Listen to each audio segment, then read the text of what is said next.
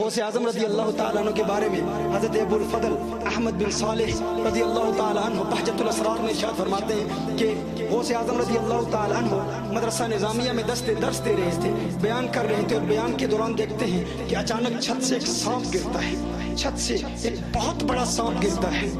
یہ درس دے رہے تھے اور وہ سانپ ان کی ران پر گرتا ہے، اور غوث اعظم رضی اللہ تعالیٰ عنہ کی قمیص کے اندر سے ان کے جسم پر گزرتا ہوا ان کی گردن سے لپٹ جاتا ہے، اور پھر وہ سانپ غوث اعظم رضی اللہ تعالیٰ عنہ کے بالکل سامنے آ جاتا ہے، اور سامنے بیٹھ کر غوث اعظم سے کلام کرتا ہے۔ پیران پیر شیخ عبد القادر جیلانی رضی اللہ تعالیٰ عنہ سے گفتگو کرتا ہے۔ شیخ ابو الفضل احمد بن صالح رضی اللہ تعالیٰ عنہ فرماتے ہیں وہ کلام کر رہا ہے، لیکن ہمیں سمجھ نہیں آ رہی تھی وہ کہہ کیا رہا ہے، ہم نہیں سمجھ پائے کہ وہ کیا کہہ رہا ہے اور غوث اعظم کیا کہہ رہے ہیں۔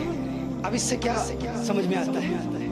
یہ انہیں سمجھ کیوں نہیں آ رہی تھی؟ بھائی اگر غوث اعظم عربی یا فارسی میں کلام کر رہے ہوتے تو انہیں کم از کم سمجھ آ جاتی کیا کلام ہو رہا تھا۔ کیا سن رہے ہیں اپنے گیاس کا؟ اگر عربی یا فارسی میں کلام کر رہے ہوتے تو سننے والے ان میں علماء بھی موجود تھے، ان کی اپنی زبان تھی، وہ سمجھ جاتے۔ پتہ چلا غوث اعظم نہ عربی بول رہے تھے نہ فارسی بول رہے تھے، وہ تو سانپوں کی زبان بول رہے تھے۔ وہ نادان جو کہتا ہے کشمیری میں آقا کو پکارو گے آقا سمجھیں گے نہیں، ارے فرانس والے فرینچ میں پکارتے ہیں، آقا کہاں تمہاری بولی سمجھتے ہیں؟ مدینہ المنورہ میں جائیں اور مصطفیٰ جان رحمت پہ لاکھوں سلام کے ترانے الاپتے ہیں ہم، تو اچانک کچھ لوگ سامنے آ جاتے ہیں، ارے وہ تو نہیں سمجھتے، وہ تو عربی سمجھتے ہیں، کون سی بولی بولتے ہو؟ کیوں احمد رضا کا ذکر یہاں کرتے ہو؟ اب احمد رضا اس بارگاہ میں مقبول ہے تو وہ اس کی شان ہے نا، وہ اس کی عظمت ہے نا، وہ اس کی بلندی ہے نا۔ پتہ نہیں یہ لوگ کیوں جلتے ہیں، انہیں کیوں تکلیف ہوتی ہے کہ اعلیٰ حضرت کا کلام پڑھا جا رہا ہے اور وہ بھی مدینہ المنورہ کی گلیوں میں پڑھا جا رہا ہے، یہ شان ہے نا امام احمد رضا کی، تو پریشان ہو جاتے ہیں، ارے نہیں، اور پھر بہانے بناتے ہیں، کہتے ہیں اللہم صلی علی محمد پڑھو، صلاۃ و سلام پڑھو، لیکن عربی میں پڑھو۔ تو میں کہتا ہوں تمہارا استدلال کیا ہے؟ تم کہتے ہو حضور نے کسی دنیا میں کسی جگہ جا کر کہیں اردو نہیں سیکھی، کہیں فارسی نہیں سیکھی، کہیں کشمیری زبان نہیں سیکھی، کہیں پنجابی نہیں سیکھی، کہیں ہندی نہیں سیکھی، حضور فرینچ نہیں جانتے، انگلش نہیں جانتے۔ میں کہتا ہوں وہ حضور کا مقام ہے، اگر حضور کا غلام، اگر حضور کی اہل بیت میں سے، اگر سادات میں سے حسنی حسینی سید غوث اعظم جنہیں حضور کی بارگاہ سے فیض ملا ہے وہ سانپوں بولیاں جانتے ہیں تو میرے آقا کے علم کا عالم کیا ہوگا، میرے آقا کی عظمت کا عالم کیا ہوگا؟ ارے آقا سانپوں کی بولیاں بھی جانتے ہیں، جنات کی بولیاں بھی جانتے ہیں، نباتات کی بولیاں بھی جانتے ہیں، حیوانات کی بولیاں بھی جانتے ہیں، یہ شجرات بھی ان سے کلام کرتے ہیں، وہ شجرات کی بولیاں بھی جانتے ہیں۔ اگر غوث اعظم کا یہ مقام ہے تو یہ شان ہے خدمت کاروں کی، سرکار کا عالم کیا ہوگا؟ غوث اعظم کی یہ شان ہے تو میرے آقا کی عظمتوں کا عالم کیا ہوگا؟ تو میرے آقا کہ یہ غلام غوث اعظم رضی اللہ تعالیٰ عنہ وہ سانپ سے کلام کر رہے ہیں، وہ سانپ چلا جاتا ہے، بعد میں لوگ پوچھتے ہیں کہ کیا کلام ہوا، کیا بات ہوئی؟ تو غوث اعظم نے فرمایا کہ میری اس سے صرف اتنی بات ہوئی، وہ یہ کہتا تھا کہ میں نے بڑے بڑوں کو آزمایا ہے، بڑے بڑوں کو آزمایا ہے، لیکن آپ جیسا کسی کو ثابت قدم نہیں پایا، اس کی کیا وجہ ہے؟ تو غوث اعظم نے جواب دیا، فرمایا کہ جب تو چھت سے گرا تھا نا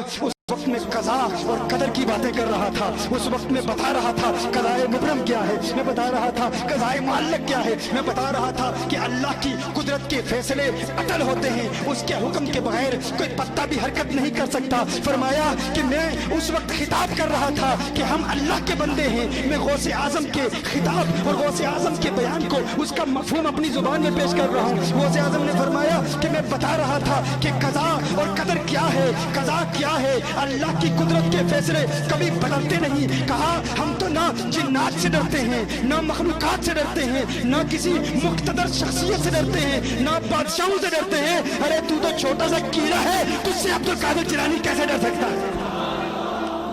اسی طرح غوث اعظم کے بیٹے، غوث اعظم کے صاحبزادے سیدنا شیخ ابو عبد الرزاق فرماتے ہیں کہ ایک مرتبہ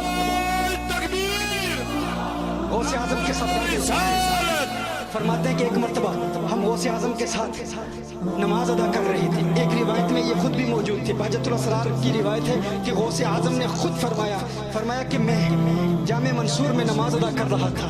اچانک دوران نماز میں نے دیکھا, میں نے محسوس کیا کہ ستونوں کے پیچھے کسی حرکت کی آواز آئی, اور پھر اچانک میں دیکھتا ہوں کہ ایک بہت بڑا سانپ نماز کے دوران میرے سامنے کھڑا ہو جاتا ہے, میرے سامنے آ جاتا ہے اور اپنا منہ میرے سامنے کھول لیتا ہے کہ جب میں سجدہ کروں گا تو گویا کہ وہ غوث اعظم پر حملہ کرے گا. فرمایا جب میں نے سجدہ کیا تو اپنے ہاتھ سے اس سانپ کو میں نے ہٹا دیا, اپنے ہاتھ سے اس سانپ کو میں نے ہٹا دیا. کہا میں نے نماز مکمل کی, وہ سانپ وہاں سے غائب تھا. دوسرے دن پھر وہاں آیا, اسی مسجد میں نماز ادا کرنے کے لیے آیا تو دیکھتا ہوں کہ ایک شخص میرے سامنے کھڑا ہے, اور وہ شخص طویل القامت تھا, لمبے قد والا تھا, اور اس کی آنکھیں بلی کی طرح تھی. تو میں نے دیکھا کہ یہ جن ہے, میں نے جان لیا کہ یہ جن ہے جو انسان کی شکل میں آیا ہے. اس نے مجھے سلام کیا, میں نے جواب دیا. اس نے کہا میں وہی جن ہوں جو کل نماز کے دوران آپ کے پاس آیا تھا. غوث اعظم نے فرمایا تو کیوں آیا تھا؟ یعنی وہ انسان جو بنا ہوا تھا وہ جن تھا, اور اس سے قبل جو دن میں آیا تھا وہ جن سانپ بن کر آیا تھا, سانپ کی شکل میں آیا تھا. تو فرمایا تو کیوں آیا تھا؟ تو اس نے کہا کہ میں نے بڑے بڑوں کا امتحان لیا, لیکن کسی کو آپ کی طرح ثابت قدم نہیں پایا. کچھ ایسے تھے کہ جو ظاہری حوالے سے پریشان ہو گئے لیکن ان کا باطن ثابت قدم تھا. کچھ ایسے تھے جو باطنی حوالے سے ثابت قدم تھے لیکن ظاہری طور پر ان کے چہرے پر پریشانی نمایاں تھی. کچھ ایسے تھے جو ظاہری طور پر اور باطنی طور پر بھی پریشان تھے, ظاہری طور پر بھی گھبرا گئے تھے, لیکن آپ وہ واحد شخصیت ہیں جو بالکل نہیں ڈرے, بالکل غمگین نہیں ہوئے. میں نے آپ کو ثابت قدم پایا, اب آپ مجھے مرید کیجئے اور آپ مجھے کلمہ پڑھائیے. غوث اعظم نے اسے کلمہ پڑھایا اور اسے مرید کیا. وہ غوث اعظم کی اس کرامت کو دیکھ کر, کون سی کرامت کہ اللہ کا ولی لا خوف علیہم ولا هم یحزنون, نہ وہ ڈر رکھتا ہے نہ وہ غم رکھتا ہے. اس کرامت کو دیکھ کر وہ غوث اعظم کا مرید ہو گیا.